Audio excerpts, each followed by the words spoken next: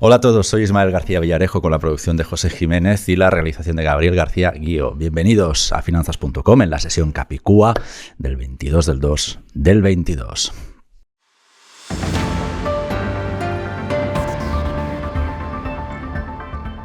Inversores, Miguel Ángel y yo os estábamos esperando. Miguel Ángel, bienvenido al Centro de Noticias de Finanzas.com. Encantado.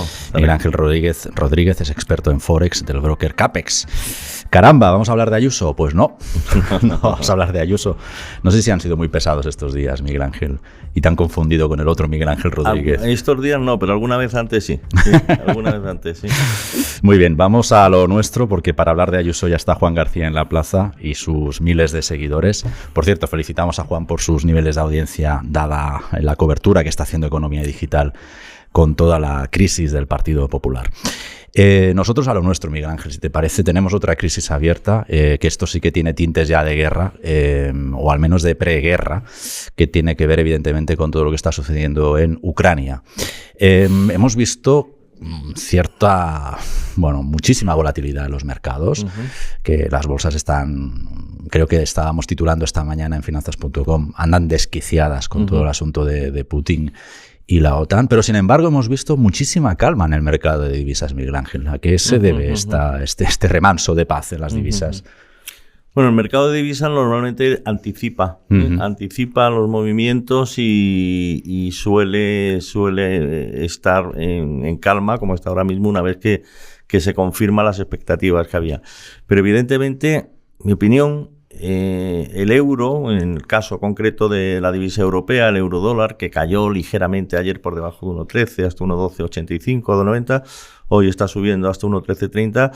Desde mi punto de vista está demasiado confiado, porque la crisis esta de Ucrania, que posiblemente no vaya mucho más, pero en cualquier caso, en el mejor de los escenarios, incluso con algún tipo de sanciones, una de las regiones más perjudicadas va a ser Europa. Estamos viendo el problema con Alemania, con el suministro de gas, temas también de inflación que estamos viendo con la subida del precio del petróleo. Estamos con el Brent ya casi en 100, ¿no? En 98 y algo ha llegado a estar. Y en ese sentido, previsiblemente, el Banco Central Europeo se lo va a tener que pensar mucho para subir tipos. Ya se lo estaba pensando demasiado. Ahora quizás más, y eso sería negativo para el euro. El euro repuntó por las expectativas de subida de tipos del Banco Central Europeo y probablemente veamos un euro, sobre todo contra el dólar, más débil en los próximos días, un dólar también fuerte que debe actuar. Venimos de una racha fuerte del dólar, o sea, que continuaría dominando ahí. Bueno, el dólar viene fortaleciéndose desde hace meses por la expectativa de subida de tipo de interés. Estamos esperando que ahora en marzo no suban los tipos de interés, que si 0,25, 0,50, posiblemente sea 0,25 solo, no sea tan, pero aún así el diferencial de tipo de interés se irá ensanchando a favor del dólar contra el euro, y eso, desde el punto de vista, presionará al euro dólar a la baja, ¿no? Y veremos de nuevo niveles de euro dólar y del euro en general un poco más bajos, ¿sí? Las tensiones en Ucrania parece que desgraciadamente van a más. Tuvimos un pequeño oasis la semana anterior, pero bueno, esta semana pues estamos en el punto en el que estamos, con la OTAN a punto, con los aliados a punto de decretar sanciones económicas, que parece que sería el primer paso después de la ruptura de la baraja que hizo Putin en la tarde del lunes, ¿verdad? ¿Crees, Miguel Ángel, que es el momento de buscar refugio, los activos clásicos, no sé, yen, franco suizo? No, yo creo que ya lo que tenía que pasar ha pasado. Además era la crónica de una muerte anunciada, o sea, se han cumplido todas las expectativas, incluso a la fecha después de los Juegos Olímpicos de China, ¿no? Los Juegos Olímpicos de invierno, y a la espera de ver cuáles van a ser las sanciones, que posiblemente sean las sanciones muy leves, por parte de Europa. Estados Unidos prácticamente ni ha abierto la boca, han llegado a decir que no lo consideran una invasión. Bueno, han entrado, pero no es una invasión, o sea, se están retrayendo un poco. Entonces, posiblemente tengamos un periodo de calma, Ahora, por supuesto, con todas las prevenciones que pueda haber. No creo que ahora Rusia se vaya a meter hasta Kiev, ¿no? Con los tanques, ni mucho menos. Y en ese sentido, lo que quizás volvamos es a un periodo de mayor apetito de riesgo en el mercado, todo lo contrario. O sea, en vez de ir hacia valores refugios, se han comprado bonos del Tesoro americano, han caído las rentabilidades hasta 1,92, desde 2,07. Se compró el yen japonés también. Ahora quizás se deshaga ese movimiento y posiblemente veamos cómo los inversores otra vez vuelvan hacia los activos de riesgo, que pueden ser la bolsa, ¿no? Sí. Los mercados bursátiles hoy, los futuros en Estados Unidos están repuntando después de la caída de ayer, que cayeron con fuerza, sobre todo los índices europeos. El Nasdaq se pegó una caída, una torta de más de un 3%, ¿no? Y están repuntando ligeramente, sobre todo los americanos, quizás con mayor fuerza. Y ahora posiblemente sea el momento de buscar oportunidades. Sí. Nos dices de buscar oportunidades en activos como la renta variable, como en algunos índices de bolsa, pero a la espera de las sanciones y de que se concreten, ¿qué tipo de sanción te haría conectar alarmas y buscar refugio? Bueno, de la más grave que se ha llegado a hablar, que no creo que lleguen a hacerlo, es sacar del sistema financiero, ¿no? Por ejemplo, del SWIFT, ¿no? Del sistema de transferencias al sistema financiero ruso. Se habla hoy también de la posibilidad de la prohibición de compra de bonos del Tesoro ruso. Eso sería negativo, sobre todo para Rusia, pero no afectaría al resto de los mercados globales. Y lo único sería esto. No se espera que vayan a tomar ningún... Bueno, otro de los temas también que son preocupantes, pero son preocupantes para Europa. Se ha parado la licitación del gasoducto Nord Stream 2. ¿No te parece un poco un tiro en el pie? Hablando de tiros en el pie.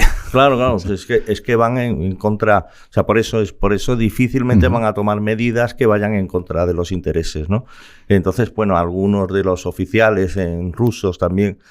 con sanciones muy particulares y esto, pero el mercado ya está anticipando que esto no es nada, que esto es solamente postureo, y si detrás de esto, que yo creo que va a ser así, va a haber un periodo de estancamiento, de tranquilidad, pues posiblemente volvamos otra vez al apetito de riesgo, ¿no? Ajá.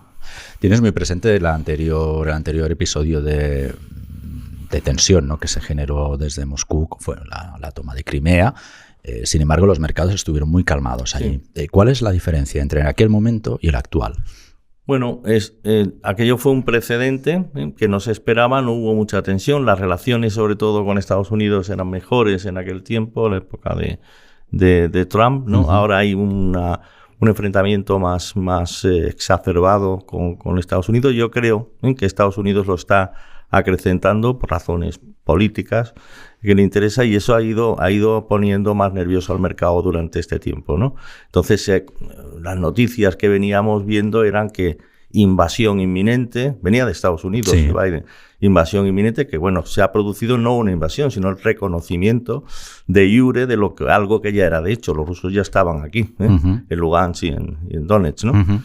Y solamente ha pasado. Los tanques no han entrado todavía, solamente dicen que Putin ha hablado de que entrarían solamente en misión de paz, en misión de paz.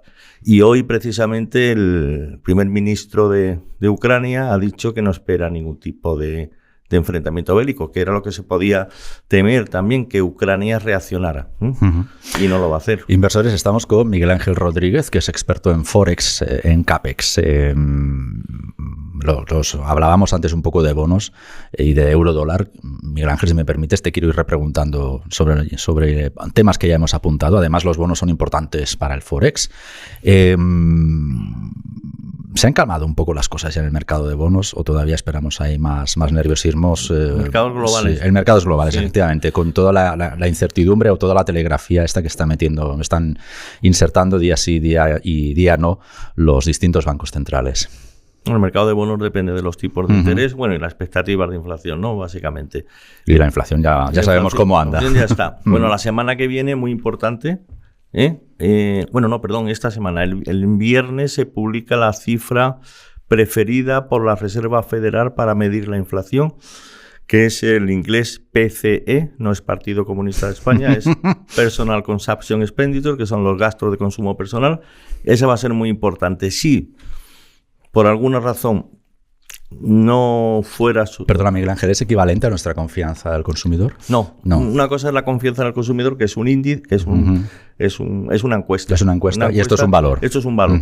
Es un valor, un índice sobre el gasto de consumo personal. Lo prefiere la FED porque, a diferencia del IPC, que es una cesta, ellos dicen que reflejan mejor, de mejor manera, el gasto, lo que cuesta, el nivel de precios, lo que gasta el consumidor. Y entonces esta cifra se espera que se mantenga en términos interanuales. Si por cualquier razón fuera algo inferior, las expectativas de subidas de tipos cederían en el mercado. ¿Qué cifra esperamos, Miguel Ángel?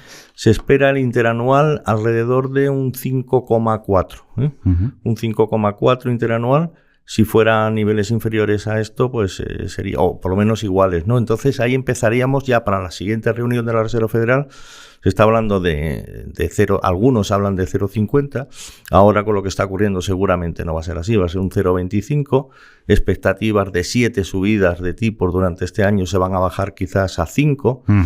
Y esto sí que podría tener efecto, pues, en el mercado de renta fija, ¿no? En los mercados de bonos, que el 10 años americano llegó hasta por encima del 2%, un 2,07, 2,08, ahora está en 1,92 porque lo han comprado, y volvamos otra vez arriba hasta 2,10, ¿no? Pero eso es muy importante porque el mercado de bonos no solamente influye en la divisa, sino también en el apetito de riesgo de mercado, ¿no? La renta variable, el índice tecnológico Nasdaq, por ejemplo, es muy sensible a los tipos de interés por la composición de tecnológicas. Si las expectativas de subida de tipo de interés se aplacan, pues posiblemente veamos compras de nuevo aquí en el mercado de renta variable. La otra tarde, en este mismo podcast, en estos mismos estudios, hablábamos con el profesor Santa Cruz de que la deuda vuelve a ser deuda, porque, bien, el bono alemán vuelve a pagar intereses, y bueno, y todo eso está arrastrando, evidentemente, está tensionando o alimentando, vitaminando las primas de riesgo de la zona del euro. Claro. ¿La deuda vuelve a ser deuda, Miguel Ángel? Claro, bueno, era una disfunción. No tiene sentido económico un bono alemán que con un interés negativo de 0,30, ¿no? Como hemos tenido, incluso de más, ¿no? Más bajo, ¿no? Ahora está por encima de 0,20 y algo.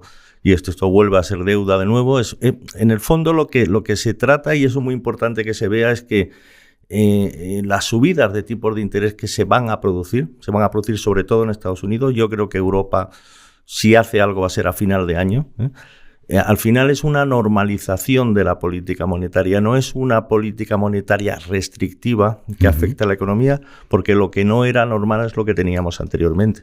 Tipos de interés a cero, una cantidad de liquidez y compra de bonos tan grandes, una normalización. Y en esa normalización no tiene por qué ser necesariamente negativa para la economía. Por eso hablaba de vuelta de nuevo al apetito al riesgo. Y eso es lo que están viendo la mayoría de los inversores profesionales, que volvemos a la normalización. La deuda vuelve a ser deuda y el mercado se puede llegar a normalizar. Sería incluso deseable. Nos hablabas antes, en tus primeras respuestas, sobre la fortaleza del dólar, que lo ves aguantando durante varios meses. ¿Hay algo en el horizonte o algo que preveas que pueda revertir esta tendencia y volver al euro más fuerte que al dólar? Bueno, ahí la única posibilidad sería, pues, una subida de tipo de interés antes de lo esperado por el Banco Central Europeo. Pero eso es hartamente improbable, yo diría que casi imposible. No, Lagarde no parece estar muy por la labor. Lagarde no parece estar muy por la labor. Es que, bueno, la última vez que habló de saber lo que pasó, o sea, que lo que hablabas anteriormente de las primas, ¿no? De riesgo famosas. ¿Quiénes sufren? Pues los periféricos, Italia, Grecia, España, ¿no? Se disparan venden los bonos, no va a comprar el Banco Central Europeo, que es quienes sostienen estos bonos, se disparan las rentabilidades y el diferencial, la prima de riesgo, y con el boom se dispara, ¿no? Y sería muy peligroso, y sobre todo en estas circunstancias, en esta situación en la que países como el nuestro, como España, que necesitamos que el Banco Central Europeo siga con la compra de bonos, la recuperación económica, los planes Next Generation y todo esto. Entonces, ahí yo creo que le tiraron un poco de la oreja, como ya pasó al principio, no sé si recordarás, en su primera declaración como presidenta del Banco Central Europeo, que habló dio a entender que bueno, que el Banco Central Europeo no estaba ahí para comprar deuda y se fue. Sí, y luego rectificó, ¿no? Sí. Y yo creo que en la próxima reunión vamos a ver cierta modificación del discurso. Pero en cualquier caso no tanto como para impulsar al euro por encima del dólar, claro. No, al contrario. Al contrario, precisamente ese discurso, con una posibilidad de tipo de interés más alto, lo que puede hacer es llevar al euro al alza. Al echarse atrás... O sea, prevés que sea tan... Es justo lo que te preguntaba. ¿Prevés que sea tan contundente como para que el euro rebote en base a esa declaración? No, al contrario, yo creo que va a ser más dovish, ¿no? Más bajista en tipo de interés. Por lo tanto, el euro no va a tener incentivos para seguir subiendo. Muy bien. Y con un dólar más fuerte, pues posiblemente veamos euro-dólar en 1,10 en algunos meses. Quiero preguntarte, han corrido ríos de tinta, perdón por la expresión, porque no hay tinta en finanzas.com, sí en la revista en inversión, pero hemos escrito muchísimo sobre BBVA y su exposición a la lira turca. ¿Cómo ves esta divisa? Parece que llevamos unos días ya tranquilos, BBVA también respira más tranquilo por todo lo que está sucediendo en esta especie de calma, ¿no?, que hay por ahora en Turquía también, pero ¿hay elementos para nuevos sustos en la lira turca? No, de momento no, para todo el lío que se montó con el Banco Central, sí, con su política monetaria tan heterodoxa, ¿no? Y bueno, tan sui generis, sí. Que tuvieron que dimitió, ¿no?, el presidente del Banco Central. Ya en la última reunión no subieron tipos, se ha estabilizado, como has dicho, se ha estabilizado a unos niveles posiblemente se debilite algo más, veamos un proceso de debilitamiento marginal de la lira turca contra el dólar, por fortaleza del dólar y quizás también influenciado por el tema de Ucrania marginalmente, pero estamos hablando de un 5%, un 6%, un 7% más bajo, nada más. Miguel Ángel, muchísimas gracias por hacer podcasting esta tarde con nosotros. Muchas gracias. Amigos inversores, gracias como siempre por el privilegio de vuestro tiempo y hasta la próxima.